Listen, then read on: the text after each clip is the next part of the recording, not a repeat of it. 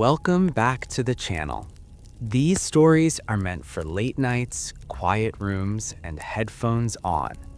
Make sure to like the video, subscribe to the channel, and leave a comment telling me where you're listening from tonight. Now, let's begin the first story. It was Christmas of 2020 when my friends Lucas and Ethan and I decided to skip the usual family celebrations and rent a cabin for a few days. We were all in our mid-20s, worn out from long hours at work, and the idea of disappearing into the woods, away from everyone, sounded perfect. The cabin we found was just over an hour outside of town, nestled in the middle of a dense forest, yet still part of a small cluster of homes, maybe 10 cabins spread across a few miles. It promised privacy, quiet, and a place to do absolutely nothing. We arrived late on Christmas Eve, snow crunching under our boots as we carried bags of food, snacks, and plenty of beer. Ethan even brought a gaming console, so that night turned into a marathon of drinking and video games, the cabin echoing with laughter and shouts until nearly 2 a.m. It wasn't a traditional Christmas, but it was exactly what we needed.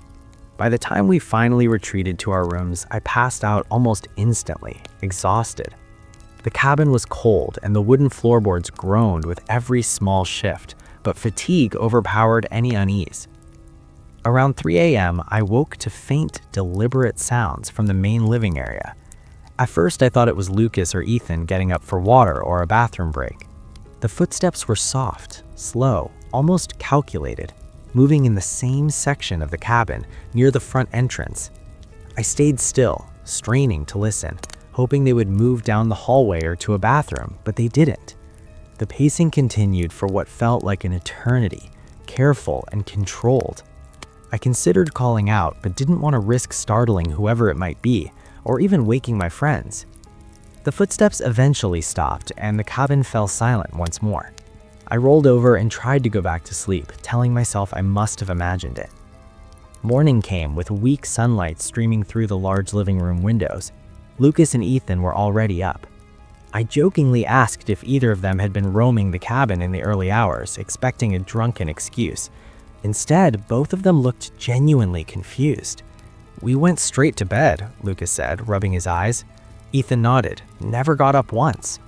I laughed nervously and glanced at the front door. That's when the unease returned. The locks were undone. Not just the deadbolt, but the handle lock too. The door was closed but fully unlocked. I asked if either of them had gone outside that morning. Both shook their heads. The realization hit.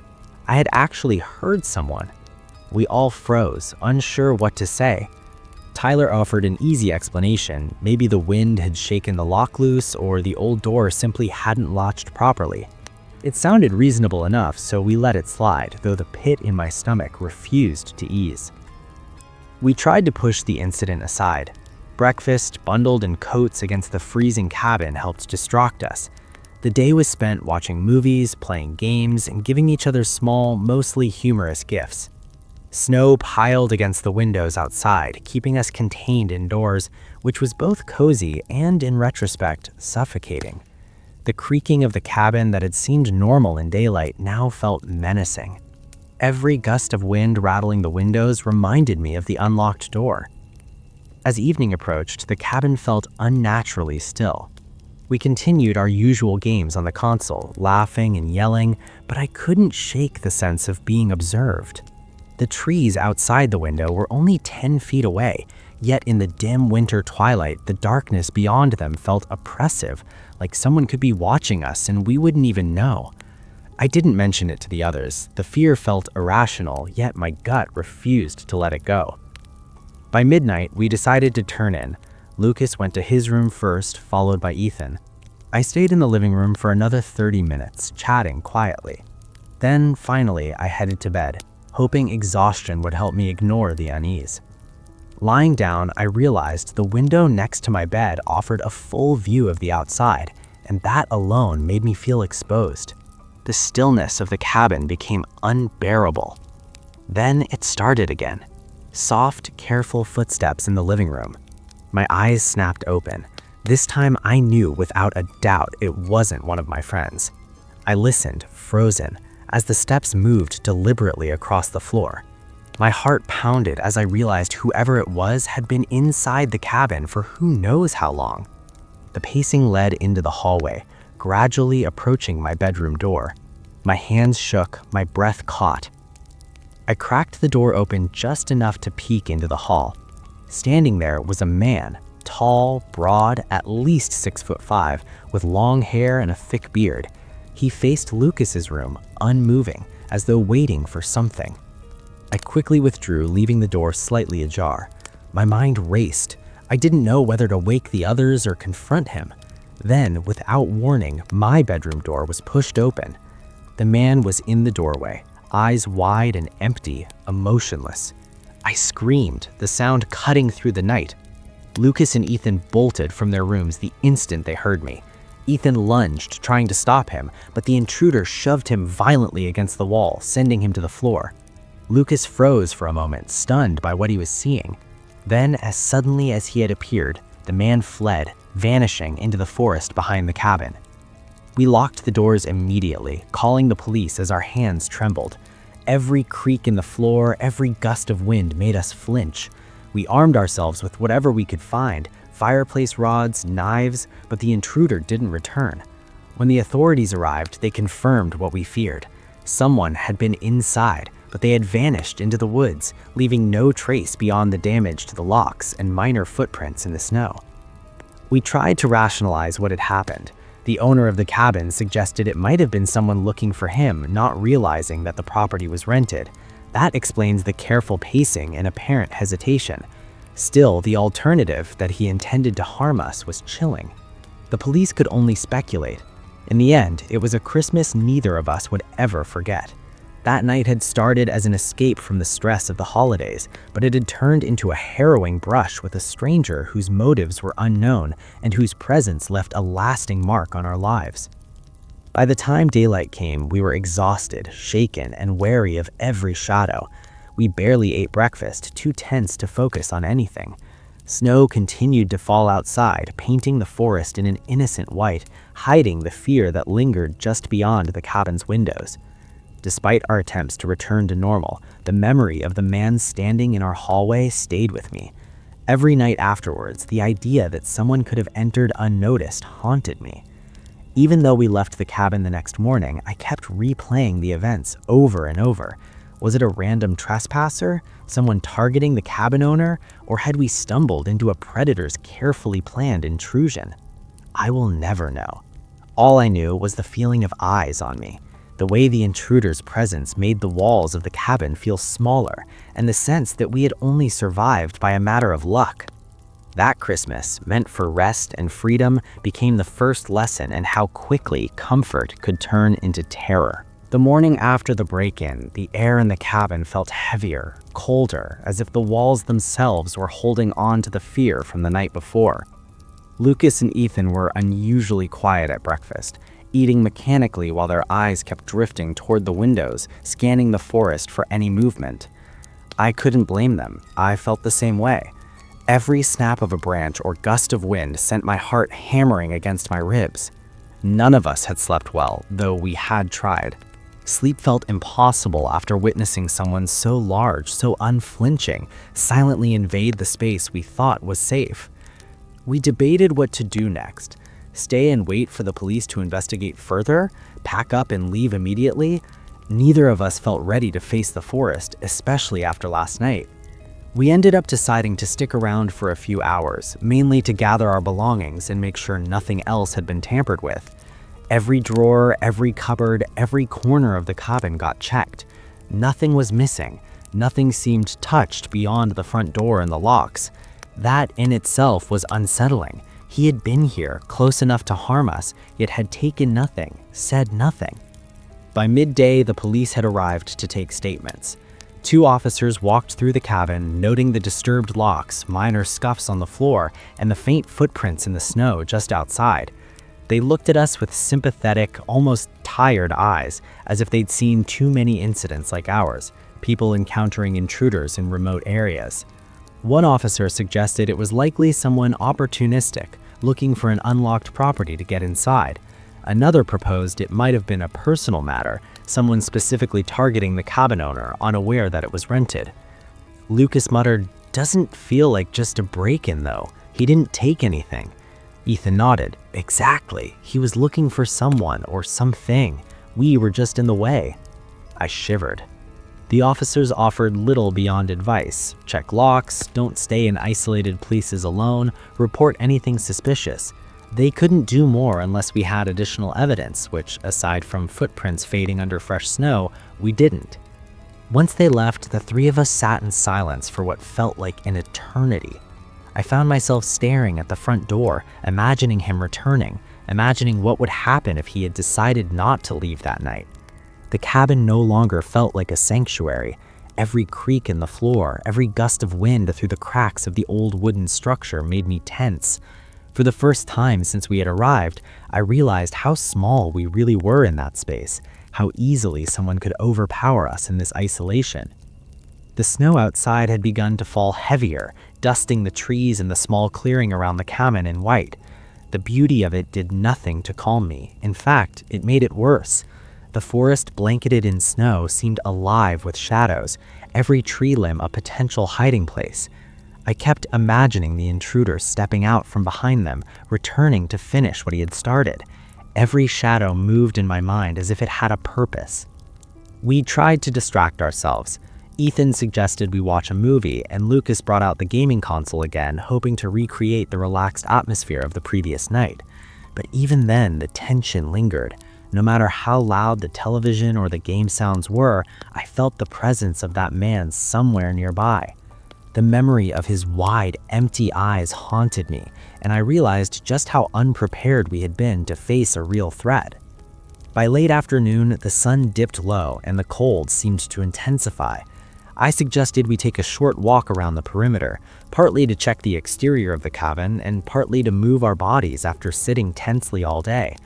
We bundled up in coats, hats, and scarves, stepping carefully through the fresh snow. The tracks from last night had been mostly covered, leaving only faint impressions. Nothing else appeared out of place. Still, every distant sound, branches cracking, snow shifting, made us jump.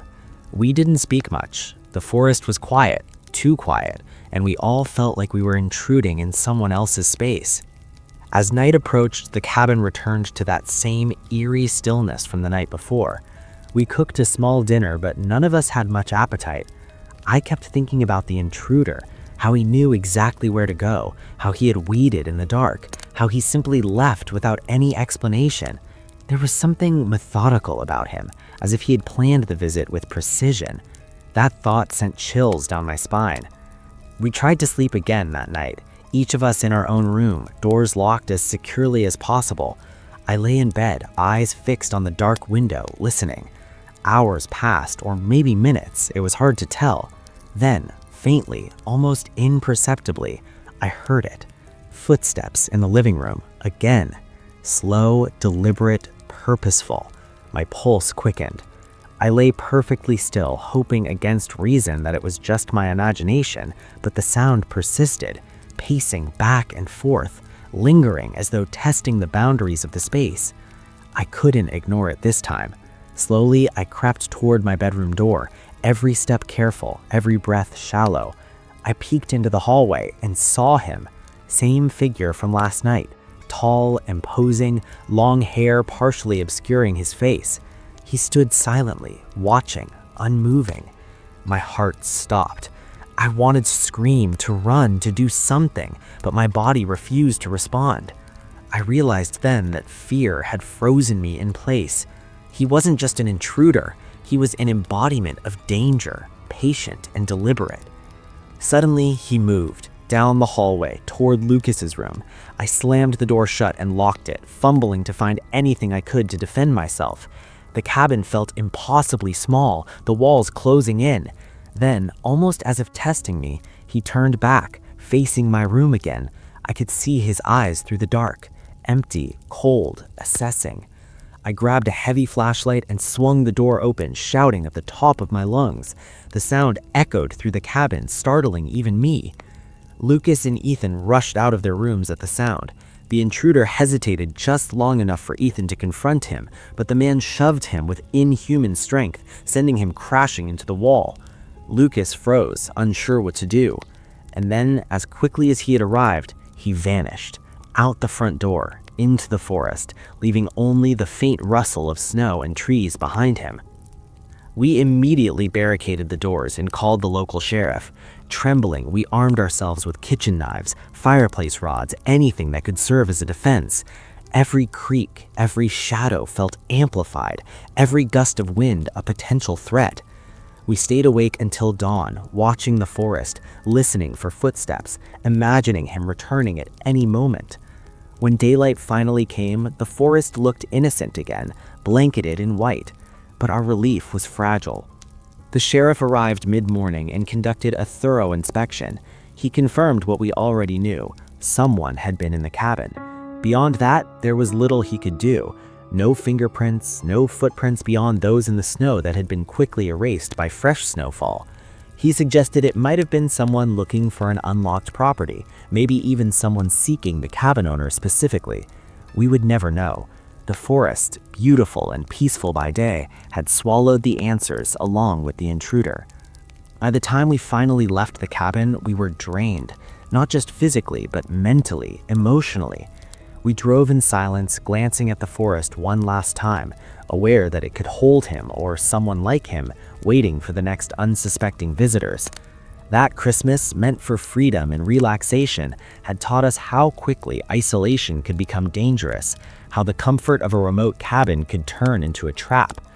Weeks later, I still replayed the events over and over. Every detail, the pacing, the eyes, the quiet shove against Ethan remained vivid in my mind.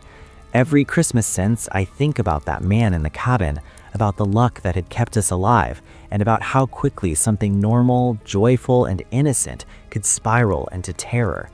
And even though life eventually returned to routine, the memory of that night remained, a stark reminder that danger can appear quietly, without warning, and vanish just as easily, leaving only fear in its wake.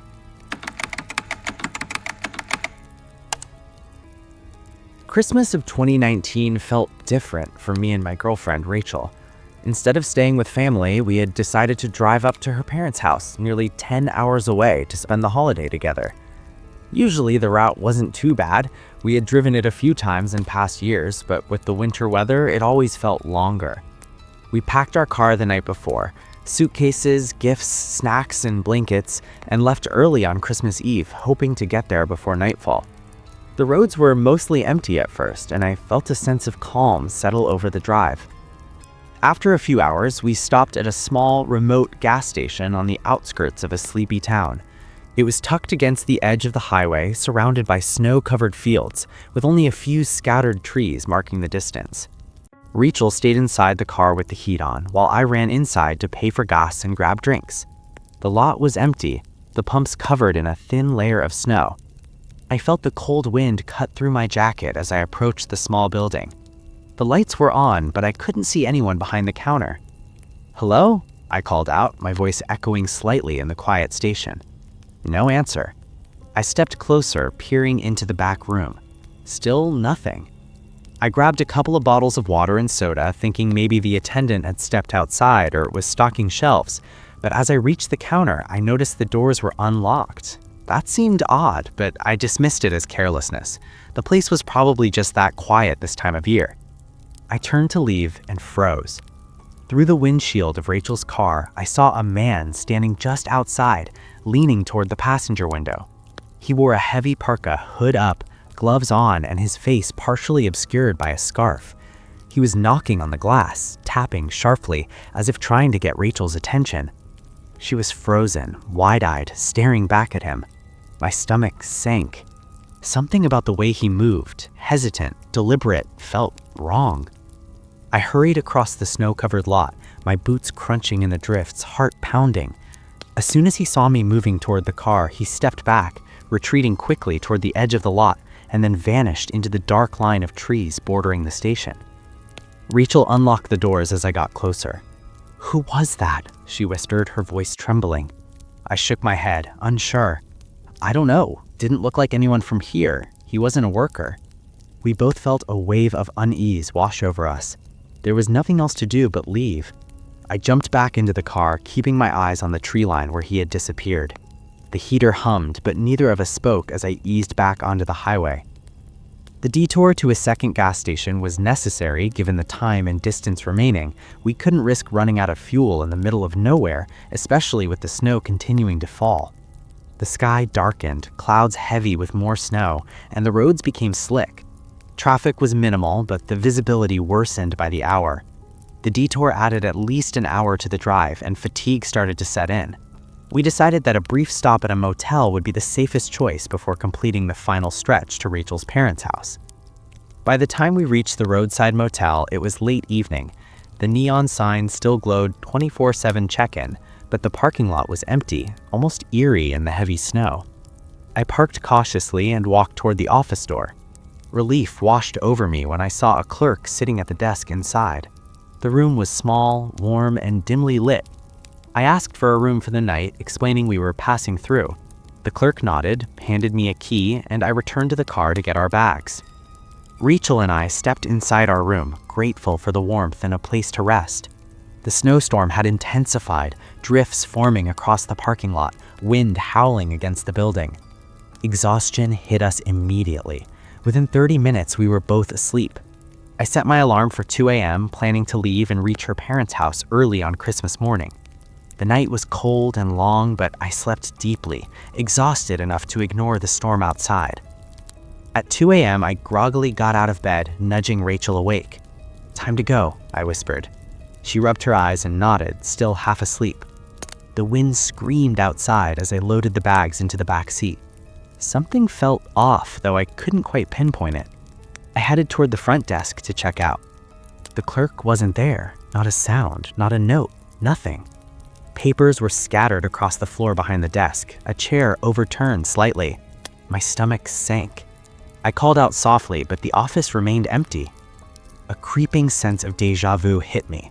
At the gas station, the same strange emptiness had surrounded me. This time, I moved faster, grabbed Rachel, and rushed to the car.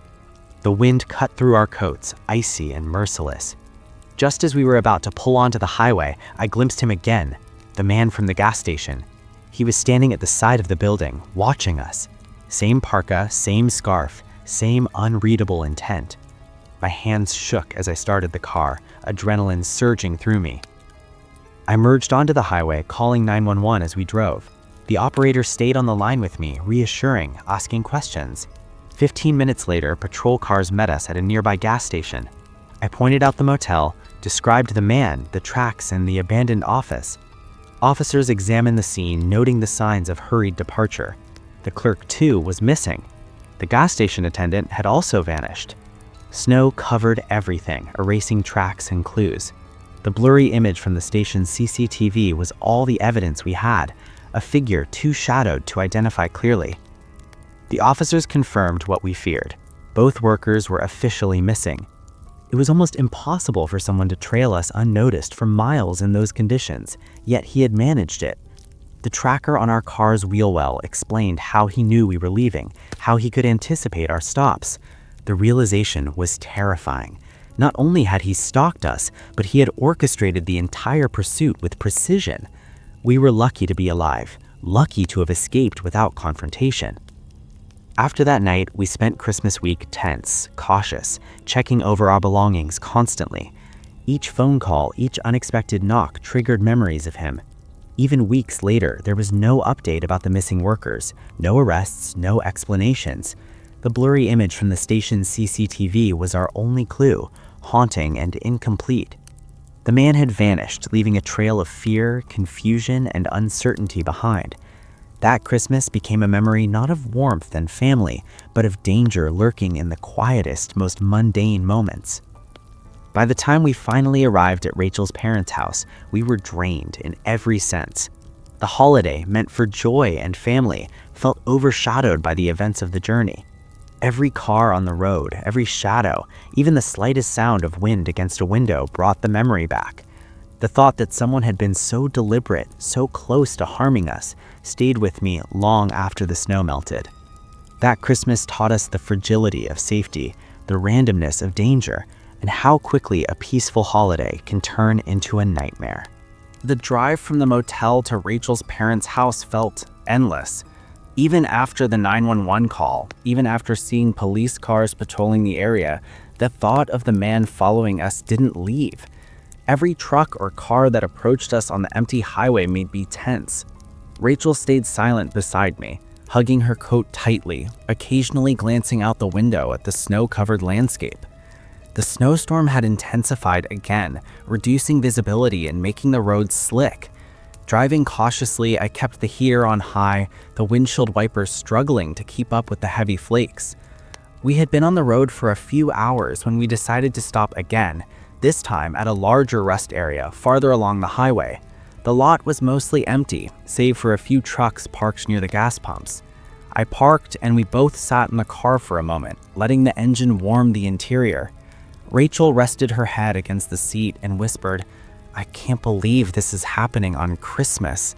I gave her a weak smile, trying to ease the tension. "I know," I said. "It's unreal." I glanced at the rearview mirror, half expecting to see a shadowy figure lurking behind us. Nothing. The emptiness didn't calm me. After a few minutes, I got out to fill up the tank, my boots crunching in the fresh snow. The gas pumps looked normal, but I couldn't shake the memory of the first gas station, the emptiness, the sudden appearance of the man, the feeling of being watched. I kept my eyes moving constantly as I filled the tank, scanning the surrounding area for anything unusual. Rachel stayed in the car, gripping the steering wheel. When I finished, I quickly returned to the car and we continued our journey. The hours passed slowly. The highway stretched on, snowdrifts lining the edges, the storm making every mile feel longer. We both tried to distract ourselves with conversation, talking about family, Christmas traditions, small memories from past years, but even those moments were shadowed by the fear lingering in the back of our minds. It wasn't just worry for ourselves, it was worry for the missing workers, for the random chaos the man had caused. Every mile closer to Rachel's parents' house felt like a relief mixed with dread, a strange cocktail of hope and lingering fear. Around 2 a.m., as we approached a small rural town, we decided to stop at another motel to rest for a few hours. The storm had worsened, making it too dangerous to continue driving. This motel was older, a single-story building with a small neon sign flickering in the wind. The lot was deserted. I parked near the office door and walked in, immediately noticing the silence. The clerk was nowhere to be seen, and the interior looked hastily abandoned. Papers were scattered across the counter and the floor, chairs slightly askew as if someone had left in a hurry. My stomach sank, the memory of the first motel flooding back. I called out softly, "Hello? Anyone here?" No response. I hurried back outside to Rachel, her eyes wide with fear as she clutched the seatbelt. I muttered, "We're not staying here." She nodded immediately, understanding without me having to explain. We jumped back into the car and left, navigating carefully through the snow toward the highway. Every shadow between the motel buildings felt like it could contain him.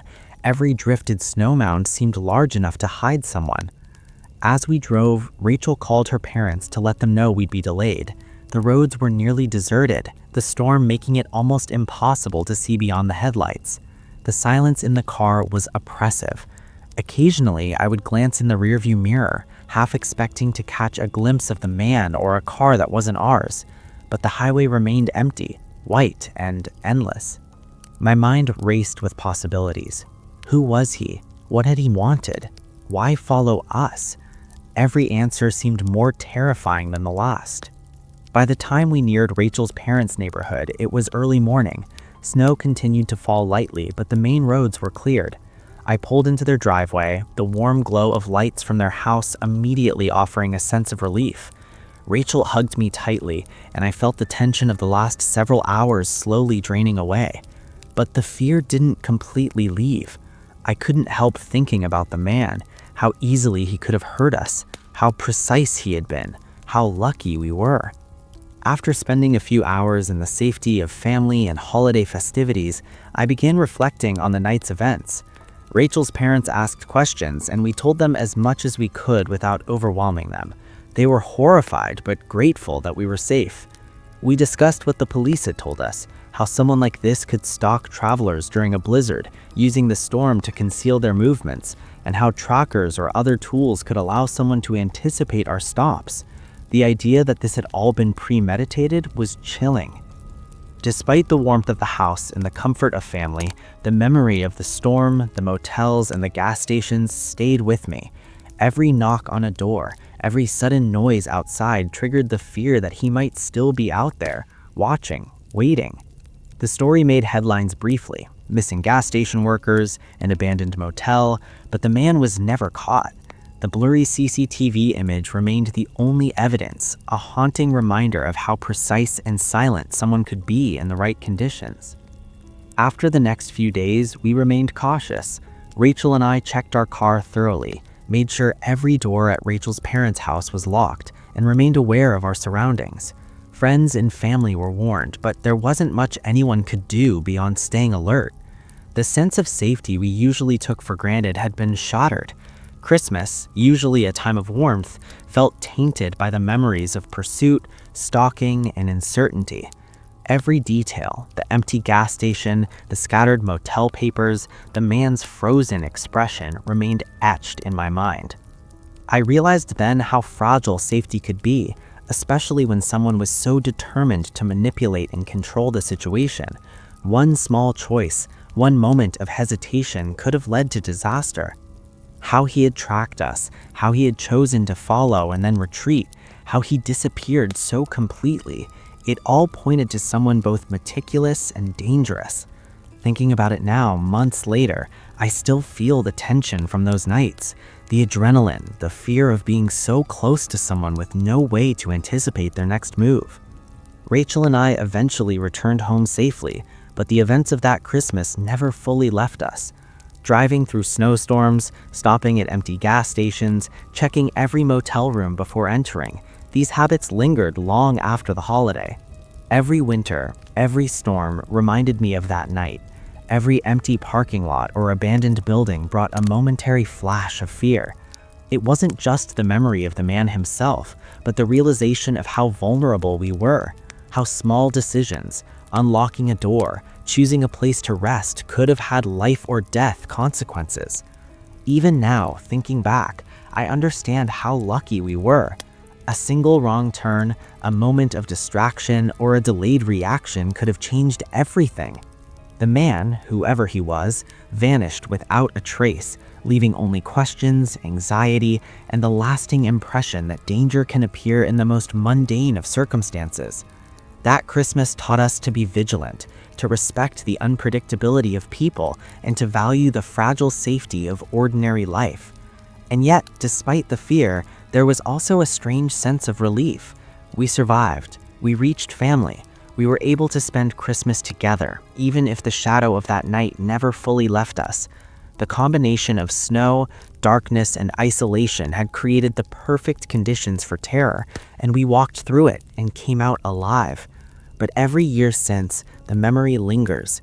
Every winter storm, every lonely gas station, every motel's flickering neon sign carries the echo of that night, a chilling reminder of how close we came to something far more sinister than we could have imagined.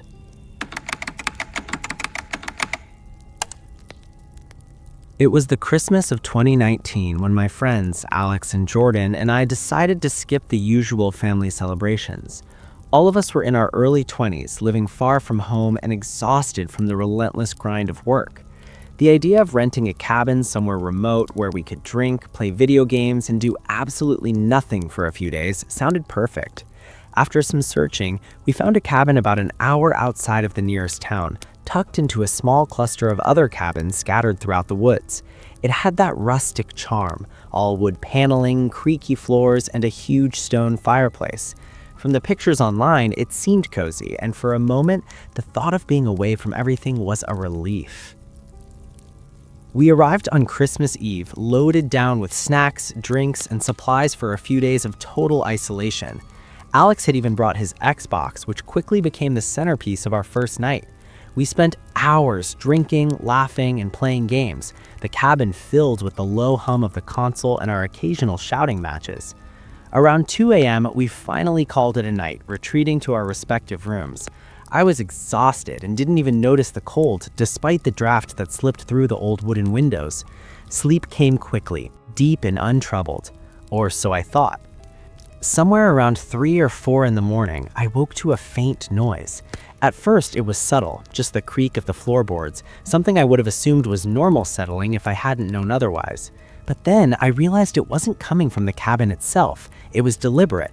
Soft, slow footsteps echoed from the living room. I froze under my blanket, straining to hear. The steps weren't rushed. They weren't the clumsy shuffle of someone half asleep. They were careful, measured, almost cautious. I thought it must be Jordan or Alex, maybe heading for the bathroom, but the sound stayed near the front of the cabin. I debated calling out, but something in me hesitated. There was no need to alert them, or whoever it was, to my awareness. The footsteps moved slowly, pausing, resuming, pacing almost deliberately near the main entrance. I listened for a long time, heart thumping. And then, just as suddenly as it began, the sound stopped. Silence enveloped the cabin again, punctuated only by the occasional gust of wind rattling the windows. Exhaustion finally overtook me, and I drifted back to sleep. Morning arrived with sunlight streaming through the large living room windows.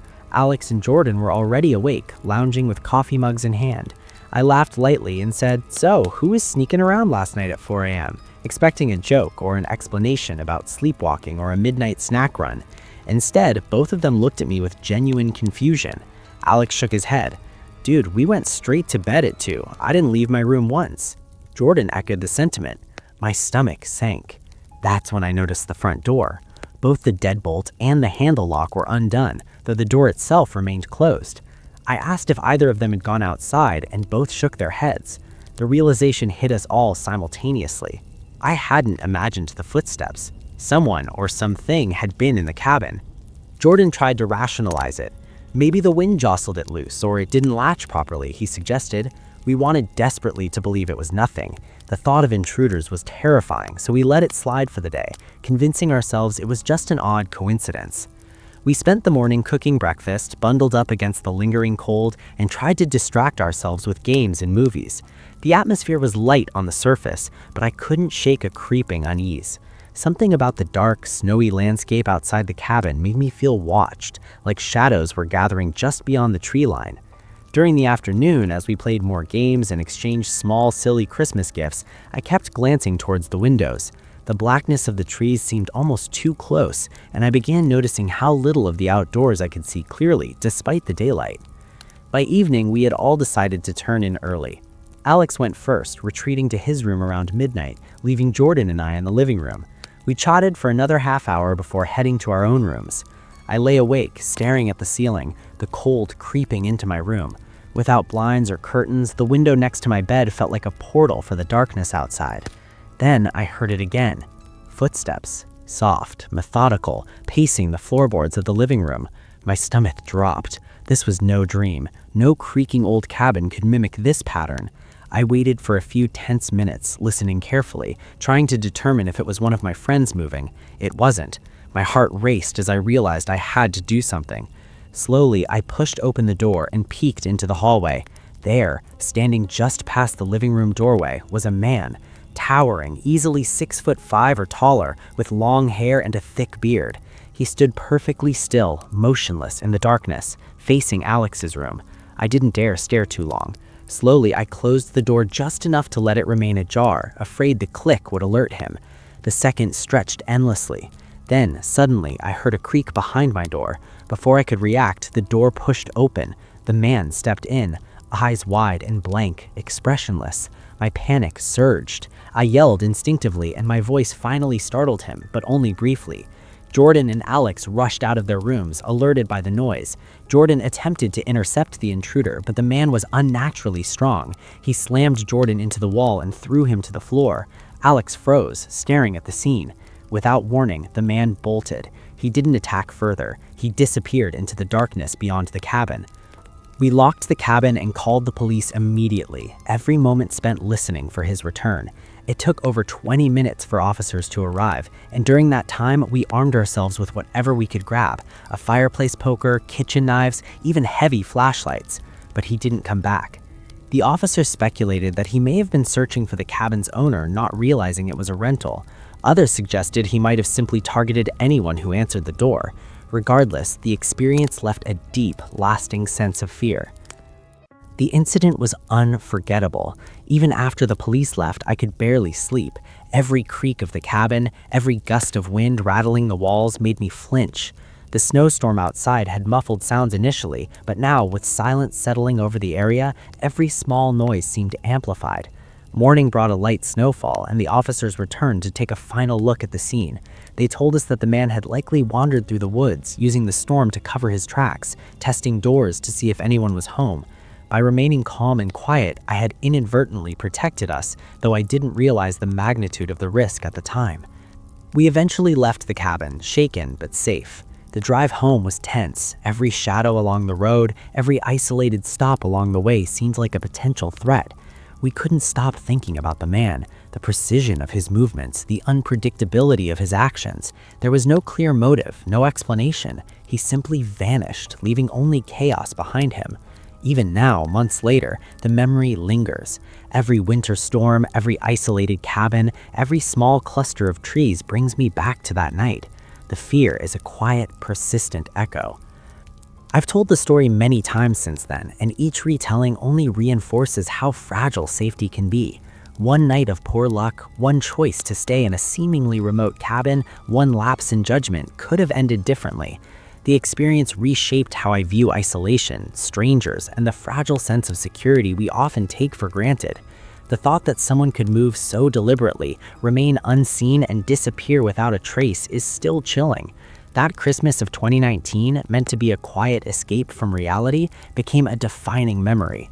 It showed me that danger doesn't always announce itself with warning or reason. It can arrive quietly, unexpectedly, and leave behind only questions. My friends and I survived, but the experience left us changed, more cautious, more aware, and constantly vigilant. It's a story I'll carry with me for the rest of my life, a reminder that sometimes the scariest experiences are the ones that happen in places we think are safe, and times when we least expect them, and from people we never see coming. Even after returning home, the memories stayed with me. The creaking of the cabin, the intense silence of the snowy woods, the overwhelming feeling of being watched. These images remain vivid. The thought that someone had entered our lives so suddenly, so violently, and then disappeared without a reason is difficult to shake. Over time, I began to recognize the subtle ways fear can linger. Every time I hear footsteps outside my window or see a shadowy figure in a deserted parking lot, that night rushes back. I can still hear the measured steps, see the blank expression, and feel the same rising panic I experienced in those final terrifying moments. That Christmas of 2019, meant to be a quiet escape from reality, became a defining memory. It showed me that danger doesn't always announce itself with warning or reason. It can arrive quietly, unexpectedly, and leave behind only questions. My friends and I survived, but the experience left us changed, more cautious, more aware, and constantly vigilant. It's a story I'll carry with me for the rest of my life, a reminder that sometimes the scariest experiences are the ones that happen in places we think are safe, and times when we least expect them, and from people we never see coming. The morning after the intruder had vanished, Alex, Jordan, and I sat in the cabin, staring at the snow-covered landscape outside, still shaken. The police had done a quick sweep of the area, finding no trace of him in the surrounding woods. They explained that people sometimes use the cover of snowstorms to move unseen, and that a single misstep on our part could have had catastrophic consequences. It was hard to shake the lingering fear. Every sound in the cabin, the creak of floorboards, the whisper of wind through the eaves seemed amplified now. We debated whether to stay or leave immediately. The warmth of the fireplace and the comfort of a roof over our heads competed with the gnawing anxiety that staying might put us at risk again. Eventually, we agreed that packing up and heading home would be safer. As we gathered our belongings, I couldn't help but feel eyes on us, as if the intruder could appear from the shadows at any moment. Jordan tried to joke, attempting to lighten the mood, but even his laughter sounded forced and brittle. On the drive back, the forest seemed heavier, darker, almost suffocating in the thin winter light. The roads were slick with ice and partially covered in snow, and the isolation of the cabin area added a creeping sense of vulnerability. We didn't talk much, each of us lost in thought, replaying the night's events over and over. I kept checking the rearview mirror, half expecting to see a figure trailing us. Every gust of wind that rattled the car sent my heart racing. By the time we reached the town proper, a thin layer of unease had settled in, persistent and unshakable. A few weeks later, I was spending time with my girlfriend Mia at her family's home in a distant part of the state. We had planned a road trip for the holidays, hoping for a quieter, less eventful experience than the cabin had been. The drive was long, about 11 hours, but familiar, and the roads were mostly clear. Our spirits were higher than they had been in weeks. But as we stopped at a small, remote gas station for fuel, a feeling of déjà vu struck me. The place was empty, no attendants behind the counter, the lights on, but the air strangely still. It reminded me too much of that first morning at the cabin. Mia stayed in the car while I ran inside through the half-foot of snow covering the lot. I grabbed a couple of drinks and called out, but no one answered. The wind was sharp and loud, yet there was something about the silence inside the station that was unnerving. I told myself it was nothing, that maybe the attendants were in the back or on a break, but when I stepped back outside, my heart stopped. A man was standing near Mia's window, knocking lightly and peering in. He was bundled in a heavy winter coat and hood, face mostly obscured.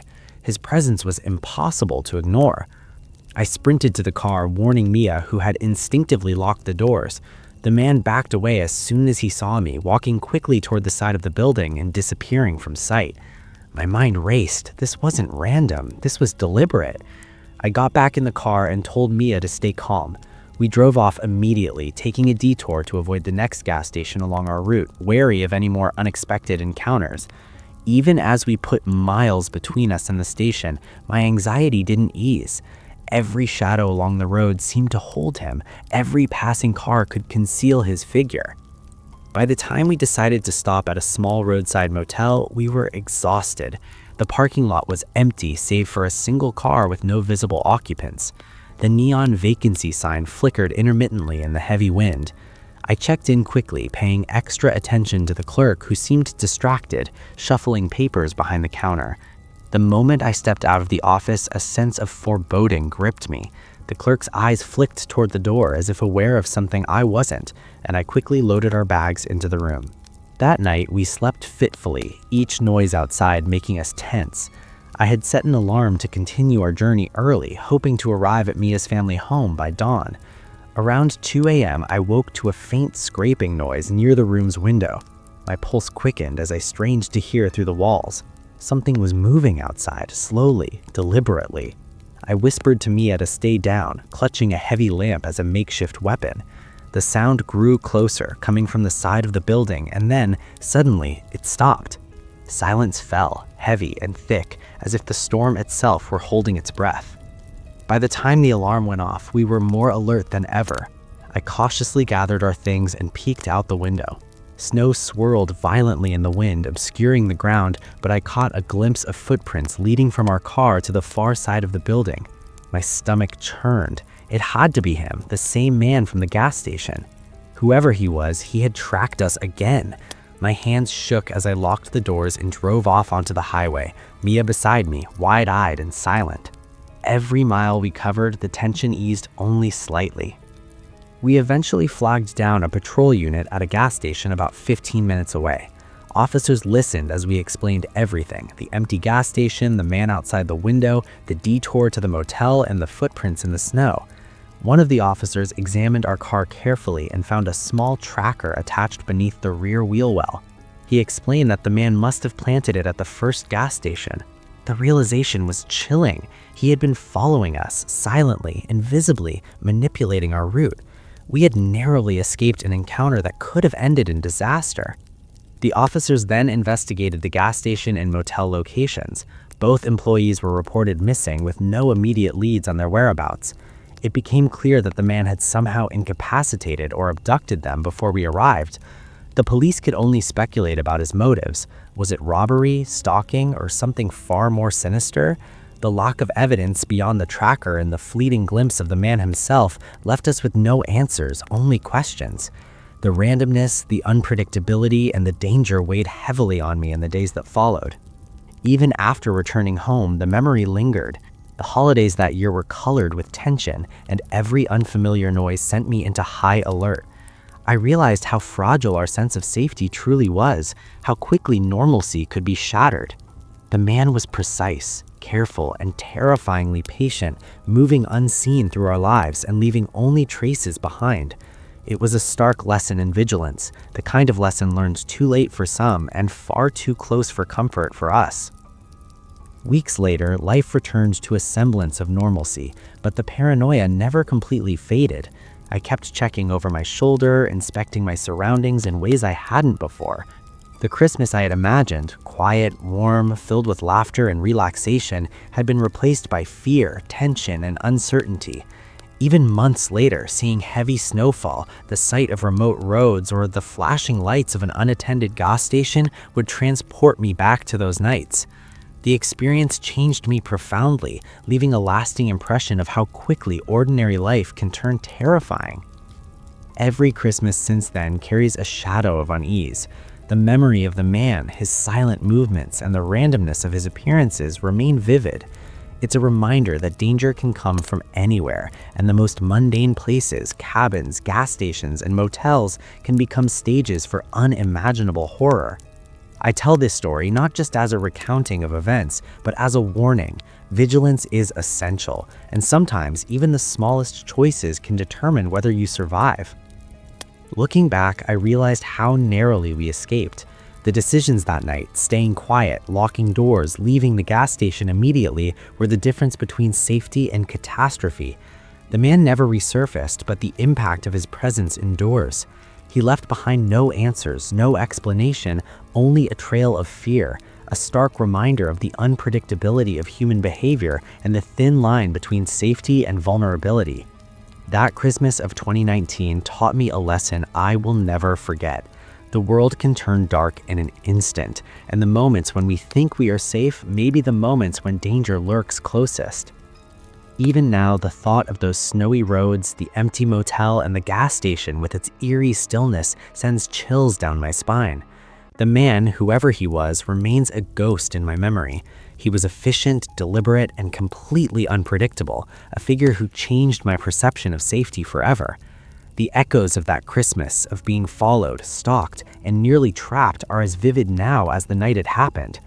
I remember the sound of the wind, the snow swirling against the windows, and the terrifying certainty that someone, somewhere was watching, waiting, and planning. We survived, yes, but the lessons endured. Precautions, instincts, and awareness became ingrained.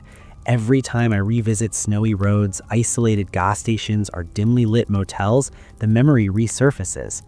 I know that Christmas would have been my last if I hadn't acted quickly, if I hadn't trusted my instincts, if I hadn't prioritized caution over curiosity.